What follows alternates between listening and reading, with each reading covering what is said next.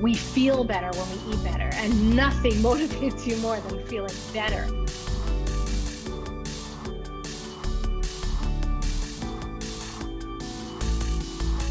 So welcome everyone to this edition of Finding Your Range with your host, Jeannie. And I'm really delighted today to welcome our guest, who is a registered dietitian, Bonnie Nasar. And I'm going to read her bio in a moment. I'm in a different studio today, so it looks a little bit different in today's podcast. And I'm just going to apologize in advance that there might be some other noises going on because we have some workmen in the vicinity. So I do apologize, but hopefully the sound quality will not be impacted too much. So please bear with us because this is a really, really interesting podcast. You're not going to want to miss this one because it's all about nutrition. So let's introduce our guest, Bonnie. So Bonnie is an EDS and POTS warrior. She is also a registered dietitian with a virtual private practice specializing in chronic pain conditions. She has researched evidence-based dietary practices to help people feel better without giving up the foods they enjoy. She is the author of the 30-minute Fibromyalgia Cookbook, which is full of quick and easy nutritious recipes. She lives in New Jersey with her husband and 4 children. Welcome, Bonnie. I'm absolutely delighted to have you here, and I'm really interested in hearing what you have to share with us today. So thank you for coming. Thank you. Thanks so much for having me. I'm excited to be here. I think you've got so much knowledge that you can share with our listeners. They're gonna love this. So before we get into what you do now, could you tell us a little bit about your personal journey, how you knew that you had maybe EDS or something wasn't quite right? Yeah. So basically what happened was, obviously when I look back, there were signs as, a child and teens and early 20s, but nothing that, made anyone in my family think, it wasn't typical stuff. And I think as we age and we maybe start to stop exercising once you have a few kids, which is what happened to me, things sort of started sliding. I would say like my 3rd child, I tore my rotator cuff while breastfeeding him. Wow. That's not normal. No, I think the doctor maybe should have noticed that there was a red flag there, but unfortunately did not. So that was like my first thing that like really like, what's wrong with me? Why would I do that? Mm-hmm. And then things kind of progressed towards like a chronic pain situation where one day I said to myself, you know what? I don't remember the last time I wasn't in pain. And I was like, in my 30s and, always had been a pain-free person. And now all of a sudden I can't remember the last time I wasn't in pain. So I was looking for answers, but couldn't find any. And my husband and I went on a little mini vacation and he's like, oh, get a massage. And they did. And I went to this massage therapist and she said, you should look into something called myofascial release. I think it would help you when you go home. So I went home, I found a myofascial release therapist. I went, and when she worked on me, she says, your collagen does not behave the way a normal person's collagen would. And you need to look into that. Wow. And I went home and I Googled and I found EDS. And I was like, oh my God, that's me. That's me. I know it's me, but if that's really me, I want to make sure of it. So I looked up who's the expert in America. I found Dr. Frank Amano, who's in Maryland, which is a short trip from me. It's about a year wait to get into her, and she diagnosed me. Wow. Okay. Yeah. So how old were you then at that age? 36 years old. So 36. I had at the time, I had 4 kids, and it was kind of hard just to keep up and do everything that needed to get done for these children that needed me. And, 2 of my kids have mastocytosis. So that was a lot of work for me. And as a matter of fact, when I got the EDS diagnosis, it was their doctor that said to me, oh, you realize that's all related, right? And I was like, what? So that kind of led me down that rabbit hole of figuring out that, I had always had POTS my whole life, but never officially diagnosed, but I always knew I had a blood pressure issue. Right. But it was kind of swept to the side. My dad was a rheumatologist. So he was always like, you're not dead, you're fine, You're breathing, so you're fine. Yeah. Oh, wow, goodness. And so, yeah, you have a very busy life with 4 children now. And what advice would you give to people? So it sounds like that, and very similar to many people I see, that your issues started after pregnancy. And we hear that a lot, like Yeah. really escalated after your second child. Um, Yeah. what advice would you give to people who maybe can relate to your story, you know, who've just had children and noticing things?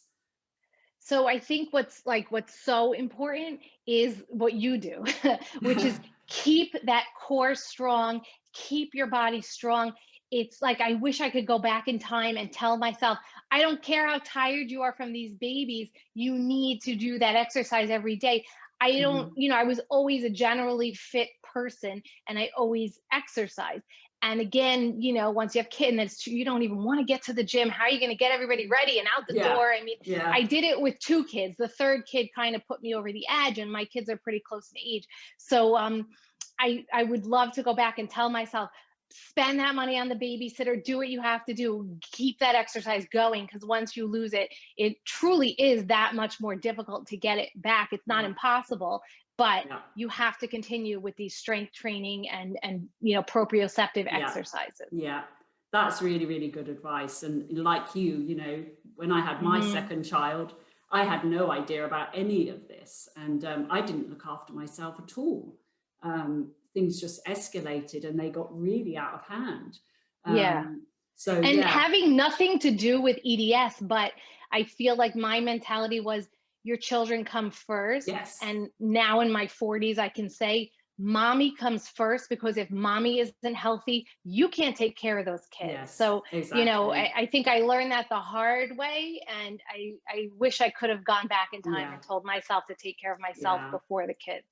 I know, but we don't, do we? You know, when I had 2 small children, you know, a baby and a 2-year-old, and you're running around after them all day, you just don't look after yourself. I wasn't eating properly, Right. which is what we're going to come on to. And, you know, before I knew it, I was in severe chronic pain. But yeah, so yeah, really, really good advice.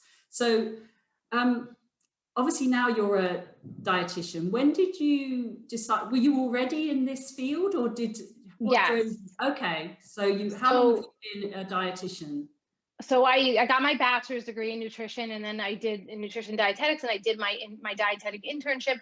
At the Yep, time when I graduated, I really worked in like long-term care, working with the elderly population for the yep, most part. yep, You know, and I would say I had a very different perspective, back then on, what nutrition is and what it means to be healthy. I guess I was more naive of a dietitian, I would say. When I had my children, I wasn't really working, maybe off and on. I worked a little bit, but I didn't work steadily while they were little. yep, Um, and then I came to start working again, really after I healed myself and helped myself to have an improved quality of life day to day. That was when I yes. finally felt strong enough to work again, which was, maybe about like 4 or 5 years ago. Okay, so your symptoms had they progressed quite badly through after your children that you stopped work? Yeah. So by my fourth kid, and again, I was not diagnosed when I had Yeah, all four of my children. right. But once I had my fourth kid, that was when things, I guess, really went downhill for me physically. So I wasn't feeling well. I had the brain fog, I had the fatigue, I had the chronic pain, Yeah, and I couldn't get myself out of it. yeah, And, so then, several years ago, I finally said to myself, look, I'm a vegetarian. I know I eat healthy enough. But I had done blood work, and I had seen, and Dr. Frank Amano always talks about certain vitamin deficiencies that we have. Um, yes, and I came to realize that, we all know now that the gut is very important to the brain health. They're so intertwined. And, I sort of started to look at nutrition rather than just like preventative measures, hmm, also as healing measures. yes, I don't necessarily believe that any one treatment modality will cure anything. I believe it is a concerted effort amongst all. So the exercise that you do, the nutrition that I do, the medications that the doctors give, yeah, and the massage therapy, all of these things together can make a significant impact on our lives.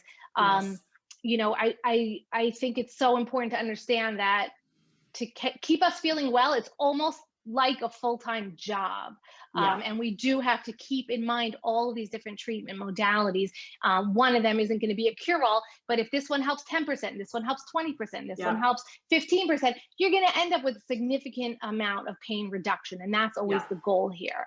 Absolutely. So I started doing some research. I said, look, I know I'm a vegetarian. I know I personally, have beliefs that make me a vegetarian, but what else is out there diet-wise? What can I do? And when I looked at the research, there was, I signed up for National Library of Medicine alerts. So alerts for different research articles that would, be related to chronic pain. And there was this journal article about, it was in rats, but it was about rats and chronic pain, and actually being in a ketogenic state of a diet and how it helped them, and how the rats did not perceive the pain. And, the way they had set it up was, they knew for a fact that, it was definitely a reduction in pain and had nothing to do with anything else. So, I said, that's interesting. Can I try that? Okay. I'm up for anything at this point because nothing's working. So I did that. And, what I found was, the brain fog is reduced. The, the chronic pain was lower. My energy level was up. So I was actually able to do some exercise and be able to plan the day so that I was doing things that were going to promote me feeling better. So it's kind of like a little bit of you need that extra push and that extra ability to have that energy to be able to make your life better. So, I'm not saying that a ketogenic diet is for everyone. And throughout my private practice, I've seen that there are different levels of reducing, it's not, that was the tipping point for me, was finding that journal article, but everyone is an individual. And I truly do believe everyone has a different threshold. My personal theory is that it does have to do with insulin levels. So it's not necessarily that a person needs to be in a ketogenic state where you're burning fat for energy rather than carbohydrates, but there needs to be more of a sustained level of not increasing that blood sugar and not increasing that insulin level in order to keep us with increased energy and, just being able to feel better. I'm a very scientific person. So I do, with every patient that I see, I do a symptom checklist, an extensive symptom checklist before we start working together and then towards the end. And I can tell you that people at least reduce their symptoms in half. And it's truly amazing to see. I'm like, I love the work that I do because we can actually measure it and people feel better. And I think, leaving this world helping people feeling better is my goal. Yeah. Oh, that's amazing. And just for our listeners who might not know a lot about nutrition, what is the diet that you're talking about, the ketogenic diet? What does that involve? Okay, so, the ketogenic diet was actually created for about 100 years ago for people who had uncontrolled epilepsy. And what they found, and again, it's 100 years later, they still don't know how it works. They don't know. But what they do know is people significantly reduce their, epileptic events when medicine won't even control it. So they know it affects the brain. They don't exactly know the mechanism of how. Now, when we burn fat for energy, so a ketogenic diet means that you are, instead of burning carbohydrates or glucose for energy, you are burning fat for energy. When we do that, and there's, without getting, I guess, into too much science, but the Krebs cycle is the cycle that produces, the energy in our bodies. So we need ATP, that's the energy. There are different ways to make it. If you start out with glucose in the brain, at least, we're talking, I want to talk specifically about the brain and the brain fog, because that's what's important to me. It starts out further up on the cycle. You have to do many more steps in order to utilize glucose in the brain for energy than utilizing fat. Fat kind of comes in towards the end of the cycle, and it's actually a little bit easier for the body to utilize it. So what's going on with us? Is there an issue in the brain with the brain fog? And we do know from some Alzheimer's research that it is quite possibly that, the brain stops utilizing energy well and kind of needs help doing that. So there's a lot of research going on right now, and specifically with the Alzheimer's patients. Yeah. Okay, interesting. Very Yeah. interesting. So the ketogenic diet will make it such that you are using the fat for energy to make energy, rather than using the glucose. And for some people, that just works better. What I found in my practice, though, that was kind of the jumping off point. But what I Yes. found with my patients is I don't ever want to put anyone in more pain than they're already in. And we do know that a drastic diet change is never a good thing with EDS Yeah. patients. Never. You Yes. never want to do a drastic diet change. So Right. I start off patients with like just a lower carbohydrate diet, getting rid of, the things that are going to produce a high insulin spike. So really like a lower glycemic index diet, meaning a diet that's Yeah. not going to raise the insulin and raise the blood glucose levels. Yes. Everyone is different. Some people can stick with that lower carb diet and they feel amazing. Some people need to go a little bit lower to feel better.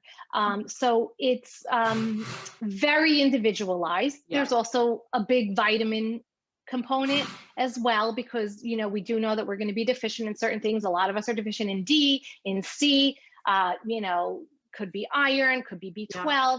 So, all of those things as well need to be addressed because they're so important for energy production and collagen production. Yeah. Wow. This is fascinating. And so I saw that you did a webinar on the brain fog, fatigue, and pain. So is this Yes. this is all from your research? So Yes. you basically helped people deal with those three big elements that often come with Yes. EDS. That's amazing. So is it just looking at those individual diets and really tailoring it to people? And you've seen that significant change in these three areas: brain fog, fatigue, and pain. Yeah. So I'm really trying to figure out a way to do like we're working one-on-one. Obviously, unfortunately, insurance does not cover that. So I'm really trying to figure out a way that I can do sort of like more of an online course where people can do a self-study with nutrition and EDS and kind of, try to make it really, really low cost so that the people who can't afford one-on-one counseling. But I'm finding it to be incredibly hard to get points across in it because it is so individual. A lot of us have other conditions. So we have the POTS, we might have the mast cell issues. There could be other autoimmune things going on. So it is an incredibly individualized nutrition modality. So I'm struggling with it, but I am pushing forward to try and get that out to people so that we can have a very low cost option, at least on improving our diets enough to help somewhat without the one-on-one. Yeah. Oh, that would be amazing. I think there'd be a lot of people interested in that. And, even the slightest change is going to help, I think. Like you say, we shouldn't go for these drastic changes all in one go.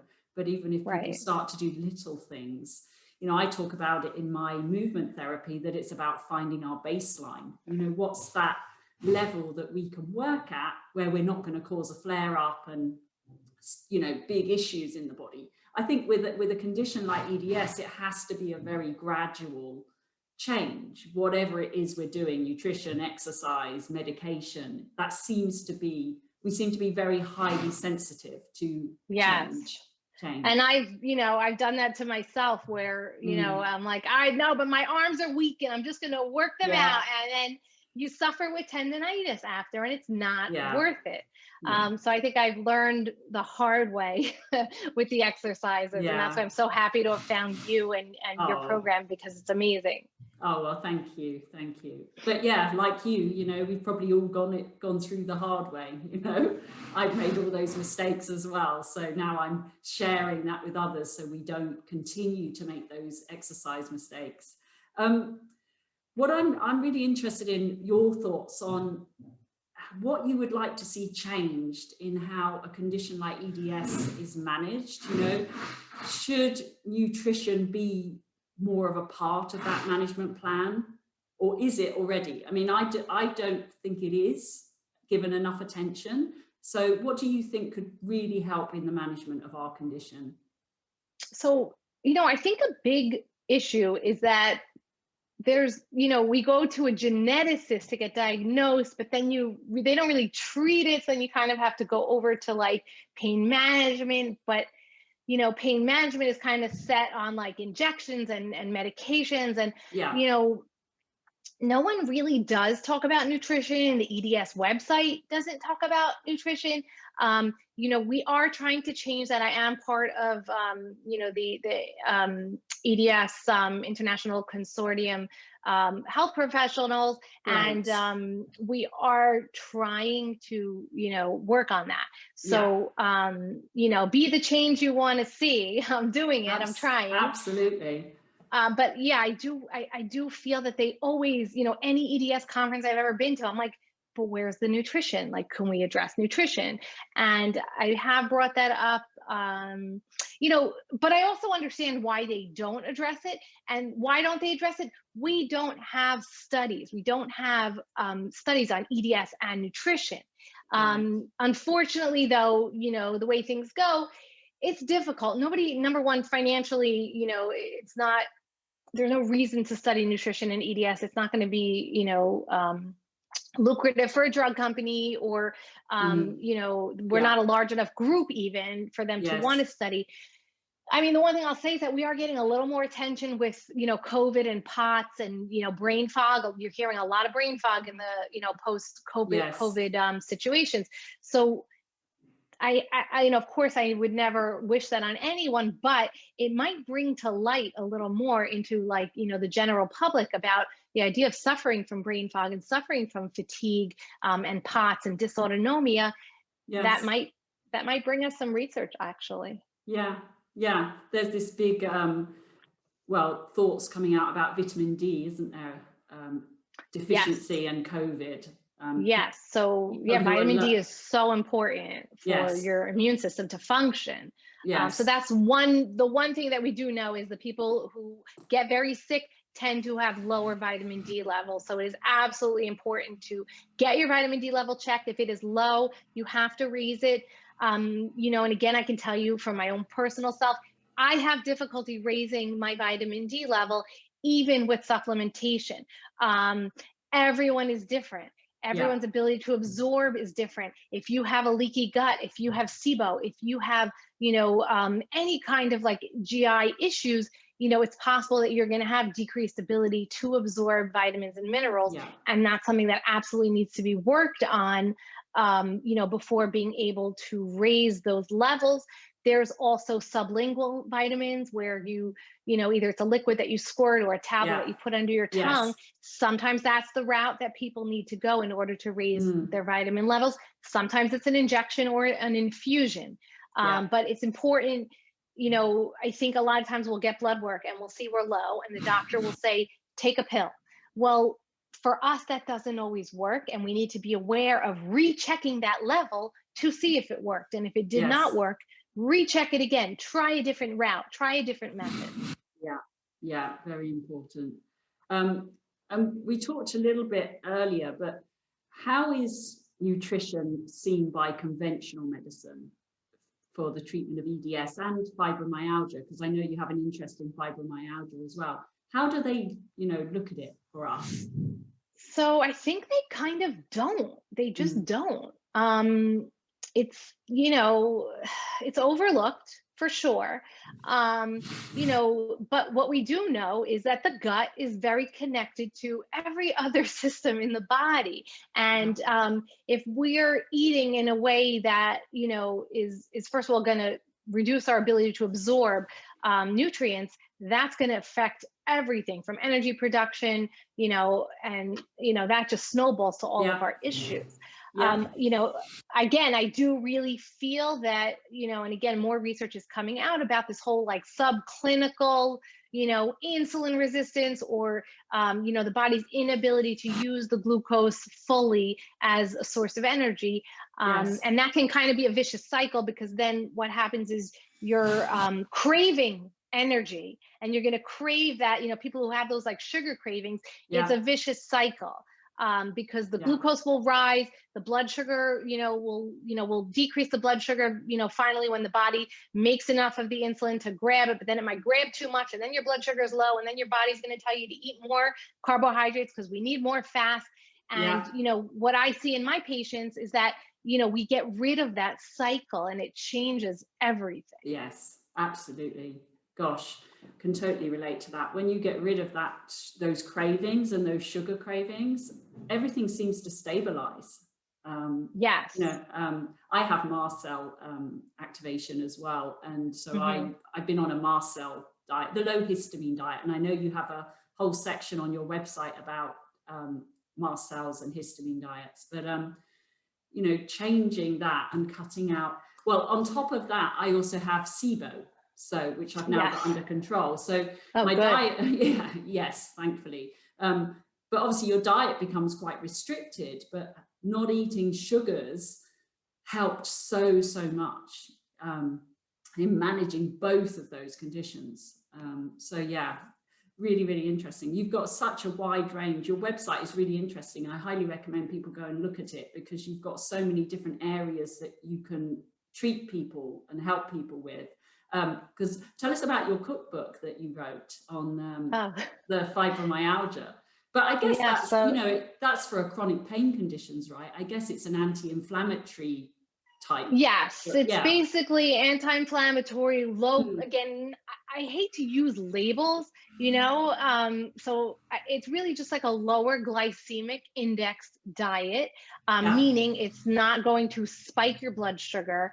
And I really, staying away from refined sugars or even, using high amounts of natural sugars, because those will also raise your blood sugar as well.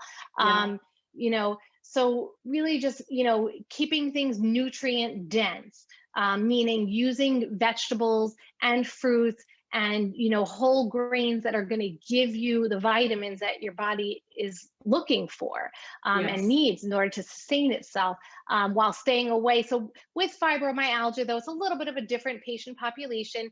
Some people can have fibromyalgia and have an EDS diagnosis as well, though. But for fibromyalgia, we try to stay away from the nightshades, which people with EDS don't necessarily have to stay away from nightshades. And also something to point out about that, and especially even with mast cells, and even myself having 2 children with mastocytosis. So the low histamine diet, or any elimination diet is really a jumping off point. It does not necessarily mean that you won't be able to have every single food on that list. What it does mean is that these are foods that might cause an issue for most people. Yes. Now, that doesn't mean that you eliminate all of them and never add them back. Yes. You can eliminate the foods on that list that bother you. And then if there's a food you're not sure about, as long as there's no anaphylaxis going on, that's a food that, again, if you want to work with a dietitian or work with a physician, you can work to, try those foods. But what's really important is to try a new food without using anything else new within the 3-day period. So you can actually check and see if that food is bothering you or is not. Okay. And again, even especially for people with mast cell issues, I can tell you, my son, he can't have tomatoes too often. He can have them sometimes, but if he goes overboard, he knows it, he suffers. And that's when he's like, oh, Mom, I shouldn't have done that. I shouldn't have eaten that. And people think it's like a black and white situation. It's not black and white. It's what's your level in terms of how close are you to having a reaction today? If you're doing really well, maybe you can have a slice of pizza and the tomatoes aren't going to bother you. But if the weather's off and you're just having low energy and you can kind of feel it, and then you have the tomatoes, that's going to put you over the edge. The cup will run over, the mast cells will release, and it will be problematic for you. So I find that there's a lot of patients think it's like a black and white. It's so much of an area of gray. It's not like a real food allergy, an IgE food allergy, that will cause a reaction every single time. This is more nuanced. It's not as easy to like, you know, a lot of people will say, oh, but I saw you eat that and you're fine with it. And it's like, well, I was fine with it that day. Yeah. And no one Yeah. really like that makes you look like, you know, you're lying sometimes. Yeah, it's the usual thing, isn't it, for us? You know, it's the same thing when people say, well, you look well, you look healthy. Yes. What's wrong with you? You know, Yeah. but you're so right. I remember my consultant who diagnosed my mast cells saying to me, you know, you can eat, once you've got things under control, you can eat tomato occasionally. But if you go on a tomato fest, he called it, if you go on a tomato fest and you eat tomatoes every single day, you're probably going to know about it. And, you know, I don't recommend you doing that, but you can have the odd tomato. And I do now, and it's fine. Yeah. But if I went and had tomato soup every single day for a week, I probably wouldn't feel very nice. Right. But yeah, again, I think it comes back to this finding your baseline, doesn't it? What's that baseline? And can I slowly introduce those foods again? I think that's a really important point, because I for sure certainly thought, oh my God, this is my diet for the rest of my life. But it's not true. It's really not true. So yeah, thank you for. And also, like, I do also like to point out that, well, first of all, you know, again, I have 2 kids with this, right? So even in my 2 kids who literally share, you know, genetic material, they have different intolerances. So like my daughter can't eat raw spinach. My son can. She can eat tomatoes. He can't. So it's so individual, and you really can't go by anyone else. You can use it as a jumping off place, but it doesn't mean that you can't have all those foods. And I you know, it upsets me when I see people who are so restricted, because you don't necessarily have to be that restrictive and not eat everything on that list. But also, you're right, once you're at a more stable place, once you do all the modalities and get yourself to a more stable place, and sometimes that's going to include medication, and that is okay. It's okay if you use medication. And that's another like hump I feel like people need to get over. There's no shame in it. But once you get there, sometimes you can eat things, and you also have to kind of decide for yourself, is it worth it to eat that? That's why I always, you know, tell people, okay, so it's your birthday and your kids are making you a birthday cake. You know, you want to have a piece of that cake. Are you going to pay for it later? You might pay for it, but it's only one meal. And again, as long as it's not a life-threatening reaction, that's okay. It's okay to indulge a little bit. Yeah, absolutely. Yeah. My son made me a cake, actually. You just reminded me of, and he put blue food coloring in it, you know, which is like, but he'd made it for me. So there's no way I wasn't going to eat it. So I did have it, you know, I ate it, and, you know, I got a migraine. But you think, oh, you know, like you say, it's manageable. I wasn't going to, you know, upset him and say no. But yeah, you can get away with little things, I think. But so what have you found over the years that really works for your symptoms? You know, what's worked, what hasn't worked for you, not just nutrition wise, you know, in life in general, how do you live now? So being aware of my body, like you talk about the proprioception, and I feel like you're the literally only person who talks about it. And it's the most important thing, because, you know, as I'm sitting here in this chair, now I'm realizing, you know what, my head keeps coming forward. I got to stop that. I got to move back. So constantly reassessing how my body is in the space around it, that's huge. Whether I'm walking outdoors, making sure that I'm pulling down to center and that my core is engaged, because as my core engages, I can feel this relaxing and I'm not doing this. You know, so constant reassessment is always on my mind. So whether it's about my diet, whether it's about my medication, whether it's about my nutrition, doesn't matter. It's always constant reassessment. Where am I? What am I doing right? What am I doing wrong? And how can I change it for, you know, the future? So I would say that it's reassessment always. How am I sleeping? Am I scrunching myself up into a ball when I'm sleeping? Because that's going to tighten this and loosen that. And that's not what we want. Yeah. It's like you said earlier, isn't it? It's kind of a full-time job in a sense, looking after ourselves. You know, I was a bit naive, I think, when I first got my mast cell diagnosis, and I thought, well, if I do all these things, I'll be cured, and then I'll just get on with my life.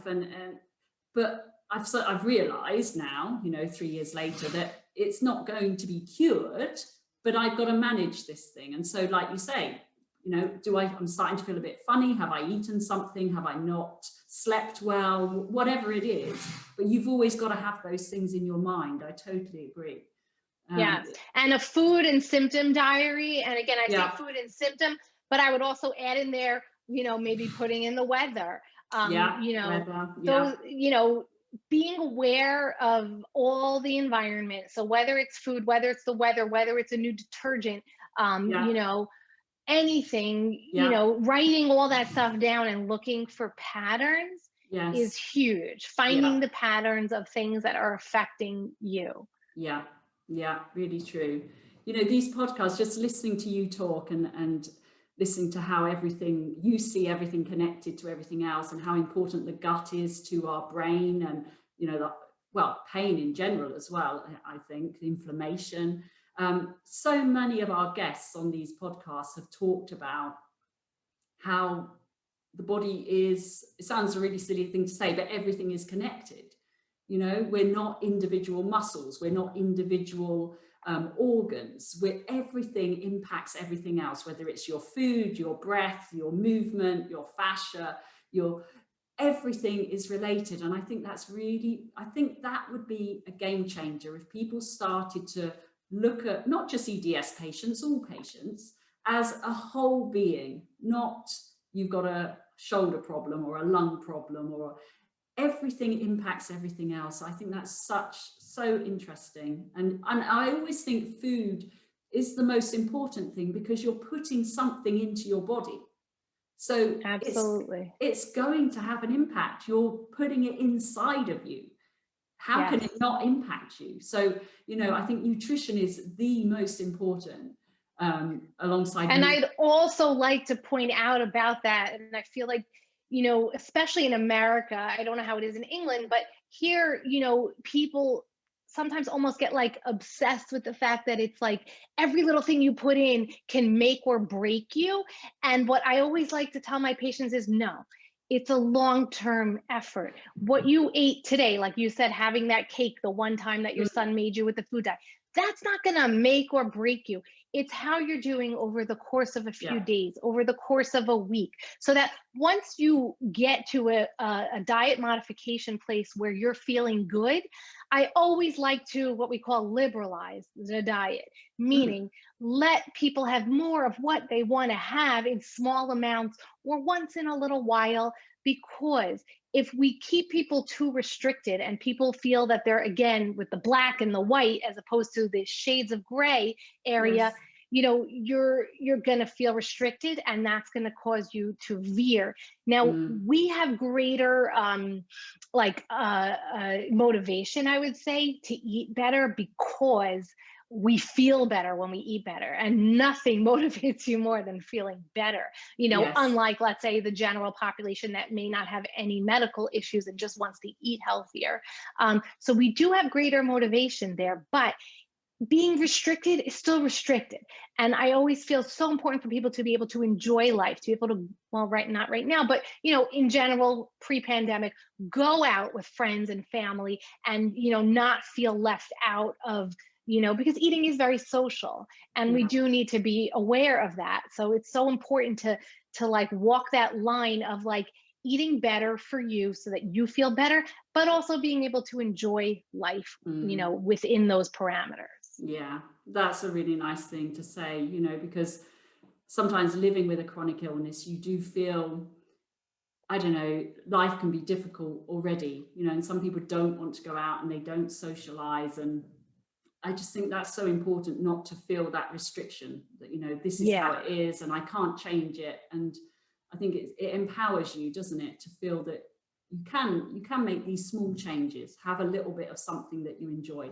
You don't want to take all the joy out of life, I think. Right. And also nice. Being able to modify recipes. So let's say, the cake, we could have used like spirulina, which is a blue all natural dye, that would have turned your cake blue, and it still would have been festive looking, but it would have Yeah. not had the artificial dye in it. So Yeah. little things like that can be, changed, using zucchini, slicing it really thin and using that as a lasagna noodle if a person Yeah. does not do well with wheat. There are always ways that we can modify Yeah. foods that you're getting, the joy out of eating the recipes you always loved, but making them a little healthier. Yeah. Yeah. For Very you. nice. Very nice. So you obviously have a very busy life because you've got your business and you've got 4 children. How old are your children now? So are they still little? They're older. So my oldest is 20, and then I Right. have an 18-year-old, a 16-year-old, and a 12-year-old. Okay, but still, even as they get older, they don't get any less demanding, I don't think. I have Yeah, they're all under one roof Yeah. right now. So Yeah. that's been interesting. The college kids having to have been moved back home, and obviously, everyone's eating home. We're not going out, so Yeah. Yeah. breakfast, lunch, and dinner. So that's busy. You're very busy. A lot of meals. Yeah. So how do you manage now? How do you on a day, to keep yourself fit and healthy? So, like I said, I've come to realize in my old age that you do have to take care of yourself before the kids. So, like, my routine is not negotiable. I wake up, I have to do those exercises. I have to, so, all the 2 kids that are actually going to real school in person, I get them out the door, then it's my me time. Then I deal with, okay, what has to get done in the household, and then I have to juggle that amongst the appointments that I am doing from home, online. Yes. And somehow it all gets done, but getting that exercise in is key. Making sure that I have my meals planned out, and I kind of have worked out a way where it's like, okay, so I'm making this for myself. The kids are eating something very similar. It might be a little bit looser of a restriction for them, but Yeah. so just it's all about planning. Yeah. we have to have the brain capacity to plan, and that's where Yes. getting rid of that brain fog comes in. Yeah, exactly. I think, when you've got a routine, everything becomes a lot easier, doesn't it? And you stick to it. But And delegating too. Yeah. These kids are able-bodied. They can unload a dishwasher, they can do laundry, Oh, they can make yes. meals too. So Yeah. we've sort of found everyone's kind of gotten into their area that they're good at. The kids who are good at the dishwashing do the dishwashing. Kids who are helpful with the cooking help with the cooking. Yeah. And then sometimes they surprise you. My husband and I were out yesterday on an errand, and I said to my daughter, okay, I'll be home soon, we'll do lunch. And she's like, my 12-year-old, I made noodles and I didn't burn the house down. And I'm like, Oh. well, she could have asked first, but okay, Oh. not sure how comfortable I was with her doing that with me not being Yeah. home, but Yeah. she did it. It worked. Yeah. Oh, that's great. No, but you're right. If you've got the brain fog, even thinking about how am I going to organize myself is such an effort, isn't it? But, Yes. Yeah. But if you can help people through diet and nutrition to get rid of that, that's just amazing. Yeah. So, I mean, I could tell you that I was not able to work. I didn't work because I knew I couldn't work. And I actually, I actually started working in an assisted living facility while I was working on my diet, like trial and error stuff, like right around where I kind of like worked out what worked for me. And I remember distinctly. So in assisted living facilities, you're looking a lot at patients and their weight losses, and you have to do percentage calculations. So, okay, the patient weighed, 100 pounds last month, and now they weigh 90 pounds. What percentage is that? How much did they lose? And you'd have to remember those numbers. So I would do the calculation, remember it, but I would forget it. I couldn't remember the calculations, and I'd have to go back and do them again. And all of a sudden, like a month into me, kind of experimenting with my diet, all of a sudden I was remembering the numbers. And I was like, oh, this is interesting. Huh. Amazing. And that was like my aha moment. Like, this is working. I can remember my calculations. Because you have to do like 1 month, 3 month, and 6 month calculations and then write them down, but then go back and look at the amount. So it was amazing that I was, all of a sudden able to recall everything. Wow. Whereas prior to that, I had difficulty. And I had been to a neurologist, neuroendocrinologist, actually. Yes. And this was before I started changing my diet. And he had told me, and I have never said this out loud to anyone, but he told me I had like the brain capacity of a 60-year-old. And I was like, 39. Wow. Yeah.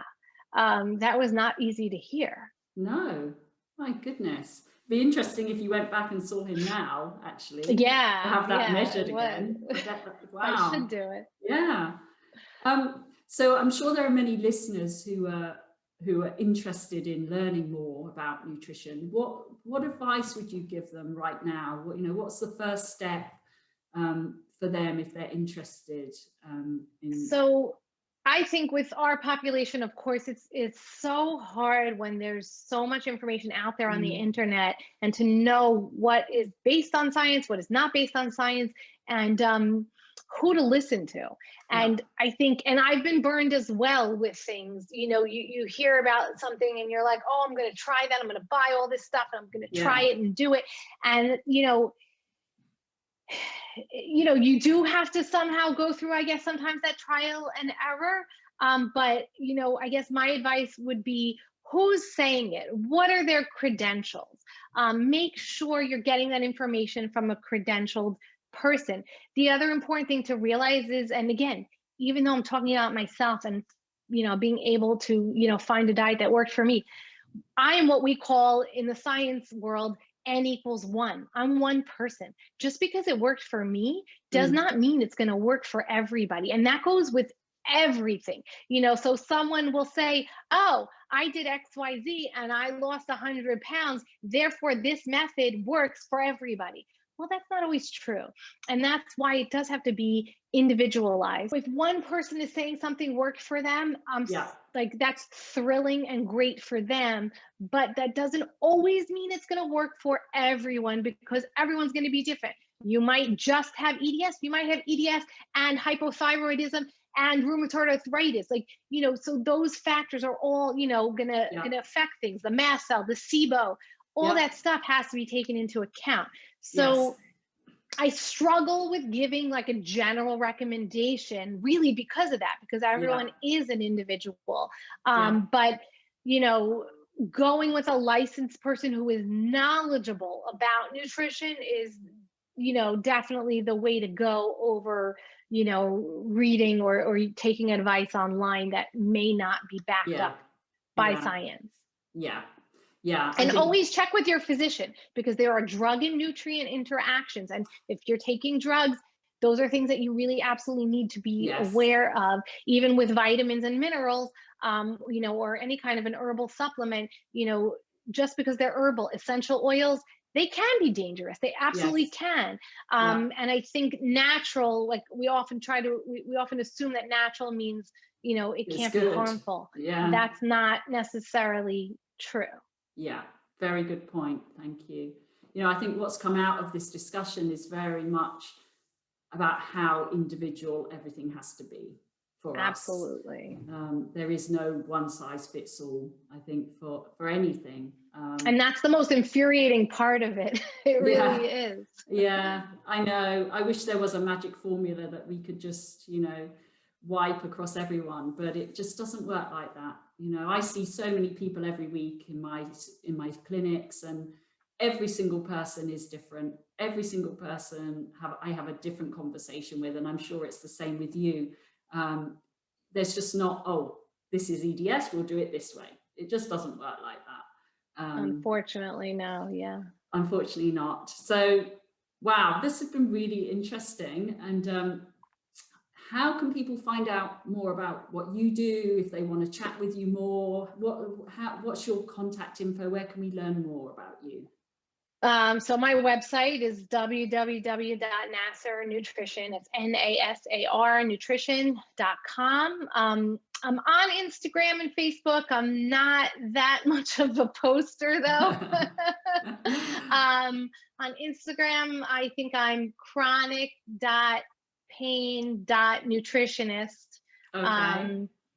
And, I have some information on there. Right now, really, my goal is to get that EDS nutrition course up and running. So that's really, Right. what I've been working on. Yeah. And I'm hoping to get that out in the next few months because I think it's Perfect. so important. And again, there's Yeah. people out there that cannot do the one-on-one. And Yeah. I want there to be resources out there for them. That's great. That's a really valuable resource. But if people did want one-on-one with you, they can look at your website and contact you through the website to make an appointment. Mm-hmm. Yeah. Yes. Yeah. And you'll do a full consultation with them. And yeah, so I have, the first consultation is complimentary, and because I also want to make sure that I can help you, the patient, because yeah. sometimes I find, sometimes you do actually need to see a doctor and get things a little under control before I can help you. It really does depend on what's going on. Sometimes I will recommend, seeing specific specialists before we deal with nutrition. I'm very realistic. I don't want to waste your time. I don't want to waste your money, but also, having gone through it myself, having gone through the mast cell stuff with my kids, like, I guess I just intuitively know more, and I'm able to really guide people on, I don't believe that nutrition is a cure-all. I think nutrition is a very important treatment modality. It is not a cure-all. So I always want people to start with the right treatment modalities that they need before they address the nutrition, if need be. Yeah, that's a very important point. Yeah, very good to know. Excellent. Well, thank you so much. I mean, I've learned lots here today. Where did I see that webinar that people might want to be interested in? Was that on the website? I think there's a link on your website. There is a link on my website under the media. I believe it was through the Chronic Pain Partners is who I did that with. Yeah. So you can always look on their website. I'm not sure what their website is. It's on YouTube though also. Yeah. No, I definitely found it via your website in the media section. So if anyone's interested in looking or listening to that webinar as well, that's a really good listen as well. Well, thank you so much for joining us today, Bonnie. That was really interesting. I'm sure you're going to get lots of interest from what you've said. It's so good to hear from someone. It makes all the difference when someone's been through it and lived with it themselves, because I think it makes such a difference. You can really understand what people are going through. So thank you so much for your time. If anyone has any questions, you can leave us a comment in the box below. And if you have a question for Bonnie, either contact her on her website or leave a comment and I'll make sure she gets the message. But thank you to all our listeners to this episode of Finding Your Range with me, Jeannie Dibon. And until next time, keep moving.